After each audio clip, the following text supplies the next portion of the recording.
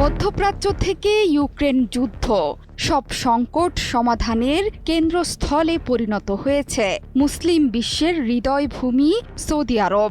আর এসব উদ্যোগে নেতৃত্ব দিয়ে ক্রমেই বিশ্ব নেতায় পরিণত হচ্ছেন সৌদি যুবরাজ মোহাম্মদ বিন সালমান। সবার চোখ এখন যুবরাজ সালমানের দিকে। সাবেক মার্কিন সরকারের নানা রোষানলে পড়ে বেকায়দায় পড়লেও নিজের যোগ্যতায় স্বমহিমায় উদ্ভাসিত হয়ে উঠছে যুবরাজ সালমান। যুবরাজের নানা উদ্যোগে বিশ্বজুড়ে বাড়ছে সুন্নি মুসলিমদের প্রভাব।